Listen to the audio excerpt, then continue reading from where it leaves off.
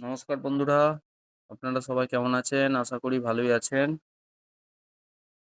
তো আপনাদের সবাইকে আমার ব্যাংকিং সলিউশন এসবিআই চ্যানেলের পক্ষ থেকে স্বাগত জানাই। তো বন্ধুরা, আপনাদের ভিডিও কেমন লাগছে আমার সেটা একটু কমেন্ট করে জানাবেন। তাহলে আমারও ভালো লাগবে।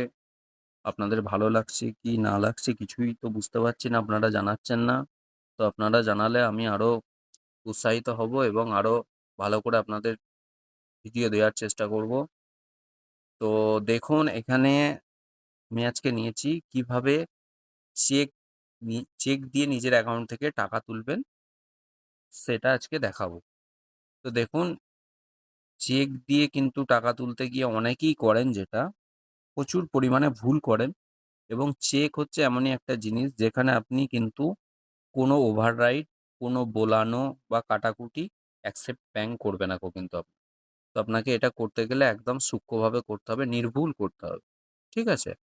এবং ভিডিওটা শেষ পর্যন্ত দেখবেন। দু একটা ইনফরমেটিভ এমন টিপস দেব বা এমন গুরুত্বপূর্ণ জিনিস আপনাদের জানাবো, যেটা জানলে আপনারা দেখা গেল অনেক চেক নষ্ট করে ফেলেন, সেই আপনাদের চেক নষ্টটা আর হবে না। তো চলুন সরাসরি টপিকে যাই। তো এই দেখুন, এটা একটা স্টেট ব্যাংকের আমি চেকের স্যাম্পল কপি নিয়েছি। তো বেসিক্যালি আপনার স্টেট ব্যাংকের একটা চেক এরকমই হয়। তো আপনার চেকে দেখবেন। তো এই চেক ফিল আপ কীভাবে করবেন, সর্বপ্রথম আপনার নিজের অ্যাকাউন্ট থেকে আপনি যখন নিজে টাকা তুলবেন, এই যে পে এর জায়গাটা আছে, পে এর জায়গাটায় লিখবেন সেলফ, মানে আপনার অ্যাকাউন্ট থেকে আপনি নিজে তুলছেন। বা অনেকে নিজের নামটাও লিখতে পারেন, তো সব থেকে বেটার হচ্ছে সেলফ লিখবেন।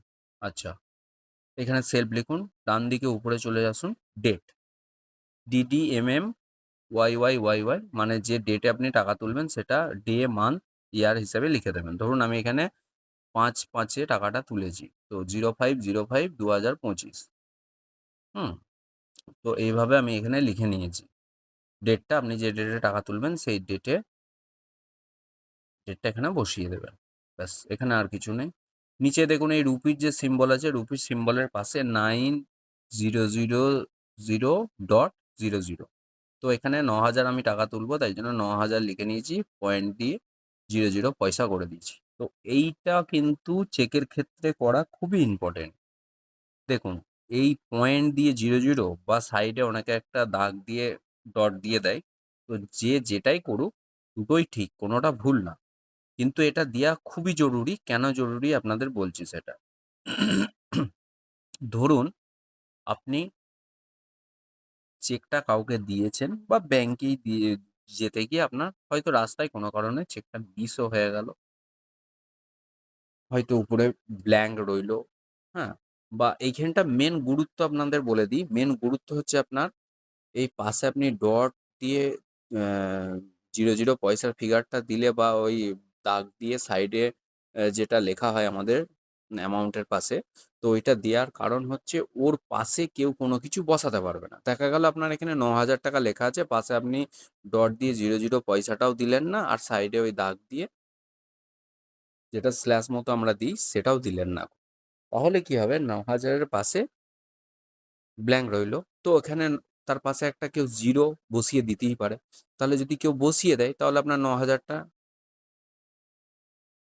৯০,০০০ হয়ে গেল। ধরুন এটা আপনার নিজের টাকা নিজে তুলছেন, সেক্ষেত্রে আপনার ৯,০০০ এর জায়গায় ৯০,০০০ হলে ব্যাংক আপনাকেই পেমেন্ট করবে। কিন্তু যদি আপনি চেক অন্য কাউকে দেন, সেক্ষেত্রে ধরুন ৯,০০০ টাকা চেক দিয়েছেন, সে একটা 0 বসিয়ে দিল, তাহলে কি হয়ে গেল, ৯০,০০০ টাকা হয়ে গেল। তাহলে খুব সাবধান, হ্যাঁ? এই জায়গা খুব সুন্দরভাবে করবেন। কনসেপ্ট আপনাদের বলে দিলাম। ঠিক আছে? আচ্ছা, এবার চলে আসুন বাঁদিকে। এখানে যেহেতু আমি ৯,০০০ টাকা তুলেছি, তো বাঁদিকে এখানে রুপিসের জায়গায় 9,000, হ্যাঁ? মানে ওটাই ওয়ার্ডে লিখে দিয়েছি। ঠিক আছে? ব্যাস, এখানে আর কিছু করার দরকার নেই। এই দেখুন, অ্যাকাউন্ট নাম্বারের জায়গাটা আমি অ্যাকাউন্ট নাম্বার লিখেছি, যেহেতু এটা স্যাম্পল হিসাবে নিয়েছি তার জন্য আমি অ্যাকাউন্ট নাম্বারটা লিখেছি। কিন্তু এটা আপনাদের লিখতে হবে না। দেখবেন আপনাদের যে চেক থাকবে সেই চেকের মধ্যে এই অ্যাকাউন্ট নাম্বার এখানে প্রিন্ট করাই থাকবে। তবে এখানে কিছু করার দরকার নেই। চলে আসুন এবার প্লিজ সাইন অ্যাবভ।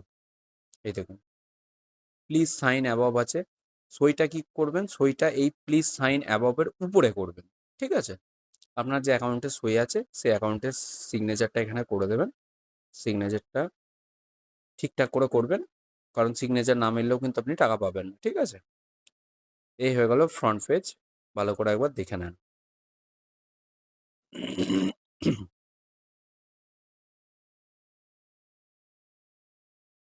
আচ্ছা, এই টোটাল ফ্রন্ট পেজের কাজ হয়ে গেল কমপ্লিট। এবার চলুন চেকের উল্টো পিঠের কি কাজ আছে সেটা দেখিয়ে দিই। আচ্ছা, এখানে আরেকটা জিনিস, খুব ইম্পর্টেন্ট জিনিস, যেটার জন্য আপনারা খুবই পরিমাণে চেক নষ্ট করে ফেলেন, সেটা দেখুন। এক তো চেক কাটাকুটি কিছু করবেন না, সেটা বলেই দিলাম ১ নম্বর পয়েন্ট, যে চেকে কোনো ওভাররাইড বা কোনো কাটাকুটি চলে না, সেটা গ্র্যান্ড হবে না, চেক বাতিল হয়ে যাবে। আচ্ছা, আর একটা জিনিস দেখুন, এখানে এখানে আমি উপরে ডেটের জায়গায় যান, ডেটের জায়গায় দেখুন ৫/৫/২০২৫। ধরুন আপনি একটা বাড়ি থেকে চেক লিখলেন ৫/৫/২০২৫, এই ডেটটা লিখে দিলেন। আপনার বাড়িতে কোনো একটা অসুবিধা হয়ে গেল, যার জন্য আপনি সেদিন ব্যাংকে যেতে পারলেন না টাকাটা তুলতে। আচ্ছা, তাহলে পরের দিন আপনি কি করবেন? এই চেকটা ছিঁড়ে ফেলে দিয়ে পরের দিন আবার একটা নতুন চেক দেবেন।